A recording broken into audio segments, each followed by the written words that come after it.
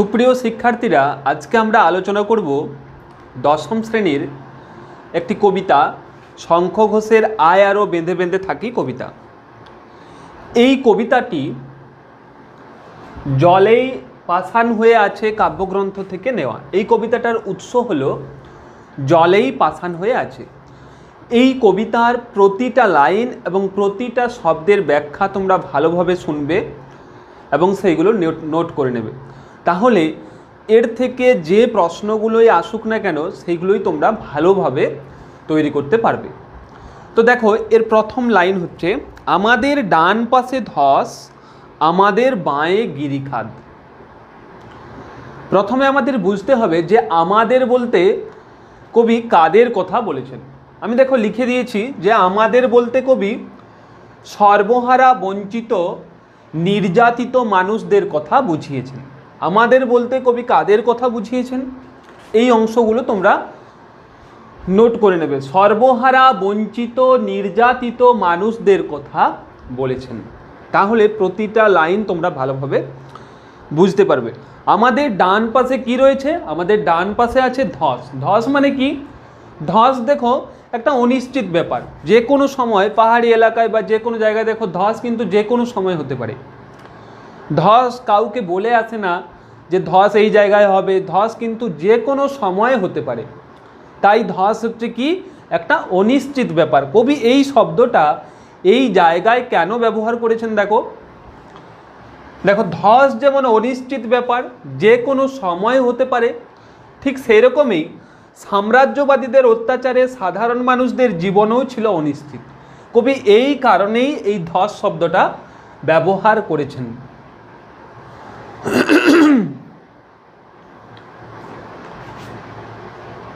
তাহলে তোমরা এই লাইনটার যে এই ধসের যে অর্থটা সেটা তোমরা লিখে নেবে। তাহলে কবি ধস শব্দটা কেন ব্যবহার করেছেন? সাম্রাজ্যবাদীদের অত্যাচারে সাধারণ মানুষদের জীবনের যে অনিশ্চিত ব্যাপার, সেই অনিশ্চিত জীবনটাকেই কবি বোঝানোর জন্য ধস শব্দটা ব্যবহার করেছেন। আমাদের বাঁয়ে কি রয়েছে? গিরিখাদ রয়েছে। গিরিখাদ মানে কি লিখেছি দেখো, যে পাহাড়ি উচ্চতা থেকে খাড়া নেমে যাওয়া নিচের অংশ, এটা হচ্ছে গিরিখাদ। এই যে দুটো লাইন আমি তোমাদের বললাম, যেটা হচ্ছে আমাদের ডান পাশে ধস এবং আমাদের বাঁয়ে গিরিখাদ, এই দুটো লাইন কবি কী অর্থে ব্যবহার করেছেন দেখো। সেটা হচ্ছে সাম্রাজ্যবাদীদের অত্যাচারে সাধারণ মানুষদের বিপর্যস্ত জীবনকে বোঝানোর জন্যই কবি এই দুটো লাইন ব্যবহার করেছেন। কি জন্য? সাম্রাজ্যবাদীদের অত্যাচারে এই দুটো লাইনের দ্বারা, এর দুটো লাইনের মূল কথা হলো যে সাম্রাজ্যবাদীদের অত্যাচারে সাধারণ মানুষদের জীবন খুব বিপর্যস্ত। পরের লাইন দেখো, আমাদের মাথায় বোমারু। বোমারু শব্দের অর্থ হলো বোমা বর্ষণকারী যুদ্ধ বিমান, অর্থাৎ উপর থেকে যেগুলো বোমা ফেলে। পায়ে পায়ে হিমানির বাঁধ। হিমানি শব্দের অর্থ কি? বরফ। হিমানি শব্দের অর্থ হলো বরফ, আর বাঁধ শব্দের অর্থ হলো বন্ধন। তাহলে দেখো, হিমানি শব্দের অর্থ হচ্ছে বরফ এবং বাঁধ শব্দের অর্থ হচ্ছে বন্ধন। এই লাইনটা দ্বারা কবি কি বুঝিয়েছেন দেখো, যে পায়ে পায়ে হিমানির বাঁধ। হিমানি মানে বরফ বললাম, অর্থাৎ দেখো যে তুষার বা বরফে ঢাকা পার্বত্য পথে চলা যেমন দুষ্কর, ঠিক সেরকমই সাম্রাজ্যবাদীদের অত্যাচারে সাধারণ মানুষের বেঁচে থাকাও দুর্গম হয়ে উঠেছিল। অর্থাৎ দেখবে, যদি একটা বরফের রাস্তায় চলা হয়, অনেকটা বরফ জমে গেছে রাস্তায়, সেই পথে আমাদের চলতে কীরকম অনুভব হবে দেখো। একটা সাধারণ পথে আমরা যেভাবে চলতে পারি, বরফ আকীর্ণ রাস্তায় কিন্তু ঠিক সেইভাবে চলতে পারি না। কারণ দেখো, যে বরফে চললে কি হবে, বরফে চলে দেখো পাটা অনেকটা সেই বরফের মধ্যে রয়ে যাবে। ফলে সাধারণ পথে যেমন আমরা সাবলীলভাবে চলতে পারি, সেরকমভাবে কিন্তু বরফাকীর্ণ রাস্তায় চলতে পারে না। তাই কবি কি বলছেন, যে সাম্রাজ্যবাদীদের অত্যাচারে কি হয়েছিল না, সাধারণ মানুষের বেঁচে থাকাটাও ঠিক সেরকমই দুর্গম হয়ে উঠেছিল। তাহলে এই লাইনটার ব্যাখ্যা হচ্ছে এই লাইনটা, আমাদের পথ নেই কোনো। আমাদের কিসের পথ দেখো? আমাদের বেঁচে থাকার পথ। পথ মানে এখানে কবি কি বলেছেন, বেঁচে থাকার পথের কথা বলেছেন। অর্থাৎ সাম্রাজ্যবাদীদের অত্যাচারে সাধারণ মানুষ ছিল মৃত্যুর কিনারায় দাঁড়িয়ে। তাই কবি কি বলেছেন, আমাদের পথ নেই কোনো। কবি এই লাইনটার ব্যাখ্যা কি বলেছেন, যে পথ হলো বেঁচে থাকার পথ। সাম্রাজ্যবাদীদের অত্যাচারে সাধারণ মানুষ ছিল মৃত্যুর কিনারায় দাঁড়িয়ে, তাই সাধারণ মানুষের বেঁচে থাকার কোনো পথ নেই। আমাদের ঘর গেছে উড়ে। ঘর মানে কি, বেঁচে থাকার জন্য মানুষের একটা শ্রেষ্ঠ জায়গা হলো ঘর। তাই কবি কি বলেছেন, যে ঘর গেছে উড়ে। দেখো ঘর ডট ডট তারপরে উড়ে পর্যন্ত লিখেছি আমি। অর্থাৎ এই লাইনটার দ্বারা কবি বলেছেন বাসস্থান অর্থাৎ বেঁচে থাকার আশ্রয়টাও ধ্বংস হয়ে গিয়েছিল। ঘর গেছে উড়ে শব্দটার দ্বারা, লাইনটার দ্বারা কবি বলেছেন যে সাম্রাজ্যবাদীদের অত্যাচারে বাসস্থান অর্থাৎ বেঁচে থাকার আশ্রয়টাও কাদের না, সাধারণ মানুষদের। সাধারণ মানুষদের যে বেঁচে থাকার আশ্রয় সেটাও ধ্বংস হয়ে গেছিল এই সাম্রাজ্যবাদীদের অত্যাচারে। পরের লাইন দেখো, আমাদের শিশুদের সব ছড়ানো রয়েছে কাছে দূরে। শিশুদের সব, দেখো সব মানে হচ্ছে মৃতদেহ। সব মানে কি, মৃতদেহ। অর্থাৎ আমাদের কাছে দূরে শিশুদের মৃতদেহ পড়ে রয়েছে। কবি এই লাইনটার দ্বারা কবি কি বোঝাতে চাইছেন, অর্থাৎ এই লাইনটার ব্যাখ্যাটা হলো, দেখো যে শিশু হলো ভবিষ্যৎ সুন্দর সমাজের স্রষ্টা। তাদের মৃত্যু মানে সুন্দর সমাজের ধ্বংস। শিশুরা কি না, ভবিষ্যৎ সুন্দর সমাজ। একটা সুন্দর সমাজ গড়ে তোলে কারা, শিশুরা গড়ে তোলে। সমাজকে সামনে এগিয়ে নিয়ে যায় শিশুরা। সাম্রাজ্যবাদীরা কি করছিল, সেই শিশুদেরকেই হত্যা করছিল, যাতে ভবিষ্যতের সমাজটা ধ্বংস হয়ে যায়। আজকে দেখো তোমরা নিজেরাই উপলব্ধি করতে পারবে, একটা সমাজকে আগিয়ে নিয়ে যায় কিন্তু শিশুরা।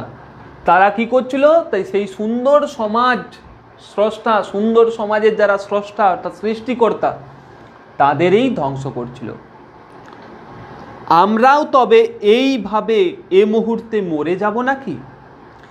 এইভাবে মানে কিভাবে, এখানে আমরা মানে তো আমি আগেই বলেছি, আমরা মানে হচ্ছে সর্বহারা বঞ্চিত নির্যাতিত মানুষরা অর্থাৎ সাধারণ মানুষরা।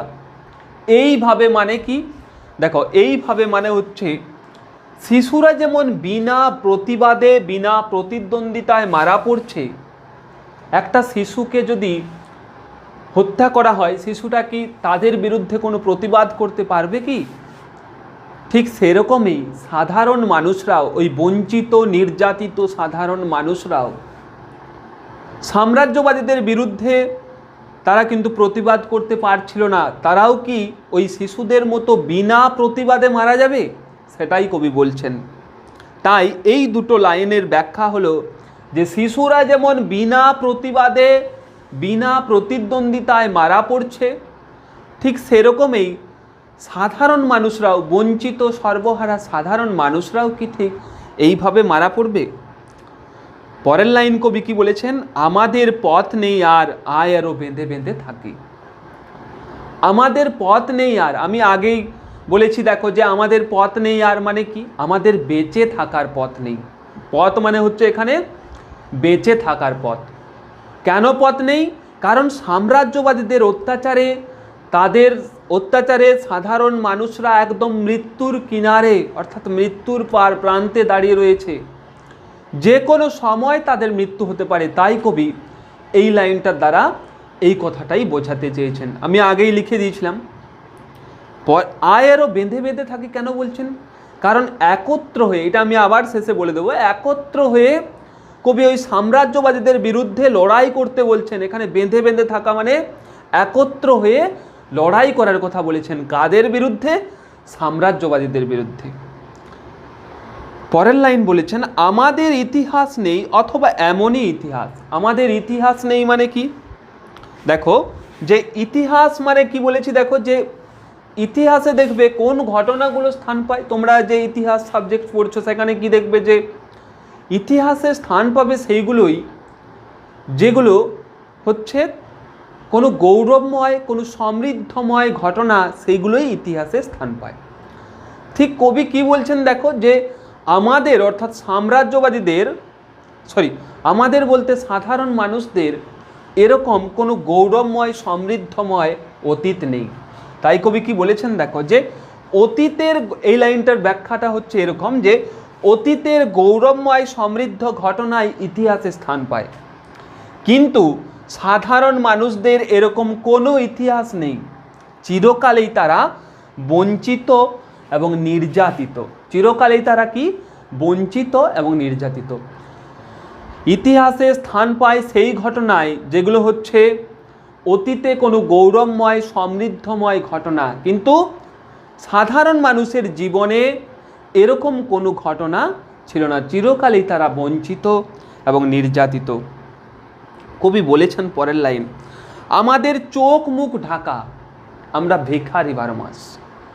আমাদের চোখ মুখ ঢাকা, অর্থাৎ কবি বলছেন যে আমাদের মানে কি, এই লাইনটা ভালো করে বুঝবে, যে আমাদের মানে হচ্ছে এই শব্দটা, এটা হচ্ছে ওই বঞ্চিত নির্যাতিত সাধারণ মানুষ। আমাদের চোখ মুখ ঢাকা কেন? কারণ আমরা সব কিছু দেখেও কিছু দেখতে পাচ্ছি না। সব কিছু দেখছি কিন্তু কিছুই দেখতে পাচ্ছি না। অর্থাৎ সাধারণ মানুষ দেখতে পাচ্ছে তাদের চোখের সামনেই সাম্রাজ্যবাদীরা অত্যাচার করছে, একের পর এক মানুষকে হত্যা করছে, তাদের বাসস্থানকে ধ্বংস করছে, তাদের অন্ন বস্ত্র সব কিছুকে ধ্বংস করছে, কিন্তু তা সত্ত্বেও সাধারণ মানুষরা কিছু করতে পারছে না। তাই কবি বলেছেন যে আমাদের চোখ মুখ ঢাকা, অর্থাৎ আমরা সব কিছু দেখেও কিছু দেখতে পাচ্ছি না। আমরা তাদের বিরুদ্ধে কোনো প্রতিবাদ করছি না। তাই কবি বলছেন যে আমাদের চোখ মুখ ঢাকা। আমরা ভিখারি 12 মাস। ভিখারি কাদের বলে? যাদের কিছুই নেই, দেখবে তাদের বলে ভিখারি। অর্থাৎ থাকার জন্য কোনো বাসস্থান নেই, যাদের দুমুঠো অন্ন নেই, যাদের পরার মতো ঠিকমতো বস্ত্র নেই, সেই তাদেরকেই ভিখারি বলে।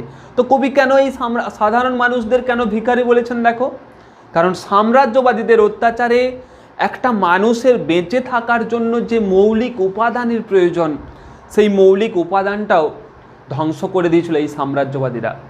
মৌলিক উপাদান কোনগুলো? না অন্ন বস্ত্র বাসস্থান, সেটাকেও তারা ধ্বংস করে দিয়েছিল। তো দেখো কি বলেছেন কবি, যে বেঁচে থাকার যে মৌলিক উপাদান অন্ন বস্ত্র বাসস্থান সব ধ্বংস হয়ে গেছিল। আমরা ভিখারি 12 মাস, এই লাইনটার দ্বারা কবি এই ব্যাখ্যাটাই বলেছেন। কিসের কারণে ধ্বংস হয়ে গেছিল? সাম্রাজ্যবাদীদের অত্যাচারে ধ্বংস হয়ে গিয়েছিল। তাই কবি বলেছেন আমরা ভিখারি 12 মাস। এরপর কবি বলেছেন দেখো, পৃথিবী হয়তো বেঁচে আছে, পৃথিবী হয়তো গেছে মরে। এই হয়তো শব্দটা কেন ব্যবহার করেছেন? হয়তো শব্দটার দ্বারা কবি একটা সংশয় প্রকাশ করেছেন। কি বলেছেন দেখো, যে পৃথিবী হয়তো বেঁচে আছে, অর্থাৎ কবি নিশ্চিত বলতে পারছেন না যে পৃথিবী বেঁচে আছে। কেন বলতে পারছেন না? এই লাইনটার কি ব্যাখ্যা দেখো, যে লাইনটাতে বলেছেন কবি যে চারিদিকে যে হিংসা হানাহানি, এই হিংসা হানাহানির কারণে কবি নিশ্চিত হয়ে বলতে পারছেন না পৃথিবী বেঁচে আছে। কারণ পৃথিবীতে বেঁচে থাকার কোনো পরিবেশ নেই, কোনো স্বাধীনতা নেই। একটা মানুষের বেঁচে থাকার জন্য যে পরিবেশটা দরকার, যে স্বাধীনতাটা দরকার, সেই স্বাধীনতাটা ধ্বংস হয়ে গিয়েছিল সাম্রাজ্যবাদীদের অত্যাচারে। তাই কবি নিশ্চিত হয়ে বলতে পারছেন না যে পৃথিবী বেঁচে আছে না মারা গেছে। কবি নিশ্চিত হয়ে বলতে পারছেন না। এই লাইন দুটোর ব্যাখ্যা হচ্ছে ঠিক এরকম, যে চারিদিকে যুদ্ধ হিংসা হানাহানি দাঙ্গা, এ কারণে কবি নিশ্চিত হয়ে বলতে পারছেন না যে পৃথিবী বেঁচে আছে। পরের লাইন কি বলেছে দেখো, আমাদের কথা কে বা জানে, আমরা ফিরেছি দৌড়ে দৌড়ে। আমাদের কথা কে বা জানে, অর্থাৎ আমরা তো একজন সাধারণ মানুষ। কীরকম মানুষ বলেছি দেখো, যে আমরা হচ্ছি চিরকাল বঞ্চিত সর্বহারা একজন সাধারণ মানুষ। ঠিক সেরকমই কবি বলছেন কি, যে আমাদের কথা কে বা জানে, অর্থাৎ আমাদের কথা কেউ জানে না, কারণ আমাদের কথা ইতিহাসে স্থান নেই। তাই আমাদের কথা কে জানবে? হাজার হাজার মানুষ তো রয়েছে, দেখো আমরা কতজনের কথা জানি, কিন্তু কিছু বিশেষ জনের কথা আমরা কিন্তু জানি। যেমন দেখো ক্রিকেট খেলার ক্ষেত্রে সচিন তেন্ডুলকরের নাম দেখো সবাই জানে, কারণ তার নাম ইতিহাসে স্থান পেয়েছে। কবিদের ক্ষেত্রে দেখো রবীন্দ্রনাথ ঠাকুরের নাম সবাই জানে। ঠিক সেরকমই আমরা কিন্তু দেখো সব কবির নাম জানি কি? অনেক তো জগতে অনেক কবি আছেন, কিন্তু সবাইকার নাম জানি কি? যারা খুব সাধারণ ব্যক্তি তাদের কথা কিন্তু আমরা জানি না। তাই কবি বলেছেন যে আমাদের কথা কে বা জানে, কারণ আমরা তো খুব সাধারণ মানুষ। আমরা ফিরেছি দৌড়ে দৌড়ে, দৌড়ে দৌড়ে মানে হচ্ছে দরজায় দরজায়। কেন ফিরেছেন? আমরা অর্থাৎ সাধারণ মানুষরা, ওই বঞ্চিত নির্যাতিত সাধারণ মানুষরা শান্তি এবং সুস্থিরতার জন্য, শান্তির জন্য দৌড়ে দৌড়ে ফিরেছে। সকল মানুষকে একত্র করতে, কিসের জন্য? সাম্রাজ্যবাদীদের বিরুদ্ধে প্রতিবাদ করার জন্য, তাদের অত্যাচারের বিরুদ্ধে প্রতিবাদ করার জন্য। দেখো এই লাইনটার ব্যাখ্যাটা আমি লিখেছি, দেখো যে দৌড়ে দৌড়ে শব্দের অর্থ হচ্ছে দরজায়, শান্তি এবং সুস্থিরতার জন্য, সাম্রাজ্যবাদীদের অত্যাচারের বিরুদ্ধে প্রতিবাদ করার জন্য একত্রিত হওয়ার আবেদন নিয়ে এই সাধারণ মানুষরা দরজায় দরজায় ফিরেছে। পরের লাইন দেখো, কিছুই কোথাও যদি নেই তবু তো কজন আছি বাকি। কোথাও কিছু নেই, তবু তো আমরা কজন বাকি আছি। তবু তো শব্দটা কেন ব্যবহার করেছেন দেখো, তবু তো কজন আছি বাকি, অর্থাৎ এই কজন মানে কতজনকে বলছেন দেখো, যে যুদ্ধের ভয়াবহতা, মাথার উপর বোমারু, হিমানির বাঁধ, এই সব প্রতিকূলতা সত্ত্বেও এগুলোকে উপেক্ষা করে বেঁচে আছে কিছু মানুষ। অর্থাৎ যে কোনো সময় মৃত্যু হতে পারে। যুদ্ধের ভয়াবহতা, মাথার উপর বোমারু, আমরা যেটা আগের পাতায় পড়লাম, মাথায় বোমারু, এত কিছুকে উপেক্ষা করেও এখনো যে সমস্ত মানুষরা বেঁচে আছে, কবি তাদের কথাই বলছেন। এগুলোকে উপেক্ষা করে যে সমস্ত মানুষ বেঁচে আছেন, কবি তাদের কথা বলছেন। তাই বলেছেন কি, তবু তো কজন আছি বাকি। তাদেরকে কবি কি বলছেন? আয় আরো হাতে হাত রেখে, আয় আরো বেঁধে বেঁধে থাকি। অর্থাৎ কবি বলছেন যে এখনো যে কয়েকজন বাকি আছি, তো কবি কেন আয় আরো হাতে হাত রেখে বলছেন কেন? অর্থাৎ তো কবি ওই সাম্রাজ্যবাদীদের বিরুদ্ধে একত্রিত হয়ে তাদের বিরুদ্ধে প্রতিবাদ করার জন্যই কবি একত্র হওয়ার কথা বলেছেন। এই শেষ লাইনের ব্যাখ্যাটা হলো এরকমই, যে কবি তাদের একত্রিত হতে বলেছেন কেন না, সাম্রাজ্যবাদীদের অত্যাচারের বিরুদ্ধে প্রতিবাদ করার জন্য। কারণ একত্র হলেই জনশক্তির দ্বারা সব কিছুকে, সব প্রতিকূলতাকে জয় করা যাবে। একত্র হয়ে দেখো, তুমি যদি একা কোনো কিছুর বিরুদ্ধে লড়াই করতে যাও, সেই কথা কোনোভাবেই মান্যতা পাবে না। তুমি স্কুলে কোনো কিছুর বিরুদ্ধে দেখো বলতে যাচ্ছ যে স্কুলে এই জিনিসটা তোমার ভালো লাগছে না, তুমি যদি একা বলতে যাও তাহলে কিন্তু সেই বিষয়টা কোনো গুরুত্বই পাবে না। যদি সবাই মিলে বলতে যাও, দেখো সেই কথাটা কিন্তু বিশেষভাবে ভাবা হবে। ঠিক সেরকমই কবি বলছেন যে সমস্ত মানুষ একত্রিত হও সাম্রাজ্যবাদীদের অত্যাচারের বিরুদ্ধে প্রতিবাদ করার জন্য। তাহলে এই লাইনটার ব্যাখ্যাটা হচ্ছে ঠিক এরকমই। এই হচ্ছে তোমাদের আয় আরও বেঁধে বেঁধে থাকি কবিতার ব্যাখ্যা। আমি প্রতিটা লাইনের ব্যাখ্যাই বলে দিয়েছি, প্রতিটা শব্দের ব্যাখ্যা বলে দিয়েছি, কবি কেন এই শব্দগুলো ব্যবহার করেছেন সমস্তই আমি আলোচনা করে দিলাম। ক্লাসটি ভালো লাগলে অবশ্যই লাইক করবে এবং শেয়ার করবে। এরকমই পরবর্তী ক্ষেত্রে আবার ক্লাস পাওয়ার জন্য চ্যানেলে নতুন হয়ে থাকলে অবশ্যই সাবস্ক্রাইব করে রাখবে।